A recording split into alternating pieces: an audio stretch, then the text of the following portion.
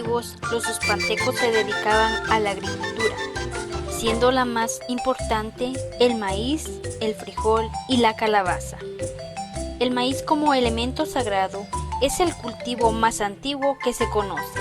Se trata del procedimiento más antiguo y sencillo de producción y de alimento.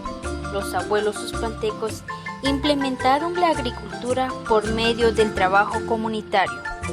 Comonchac se le llama en uspanteco, porque ellos en donde siembran maíz también lo asocian con el frijol y en medio de estos cultivos se siembra la calabaza.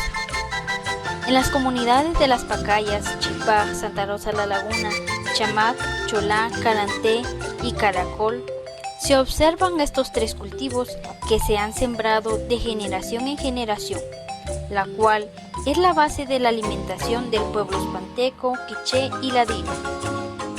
Los abuelos primero desgranan la semilla, luego lo presentaban ante el creador y formador, como muestra de pedir permiso a la fuerza de la tierra y a la lluvia.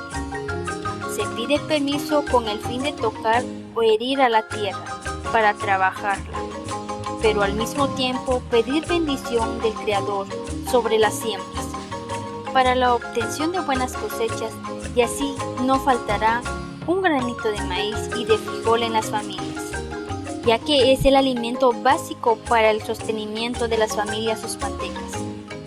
Sobre la madre tierra se hace una oración acompañada de incienso, flores y candelas de los 4 colores, que son los colores del maíz, como muestra de respeto y agradecimiento hacia nuestro creador y hacia nuestra naturaleza.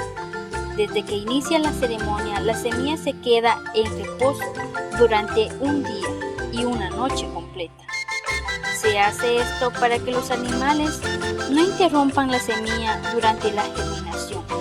Después llega el tiempo de la tapizca, la cual se requiere de varios hombres para poder recoger en un solo día, dependiendo de la cantidad de siembra.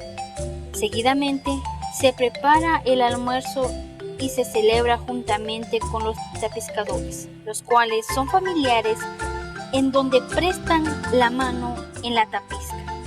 Las familias agradecen a Ajau por la cosecha, por la abundancia, o que rinda lo recogido mientras que la tierra descansa para la próxima cosecha.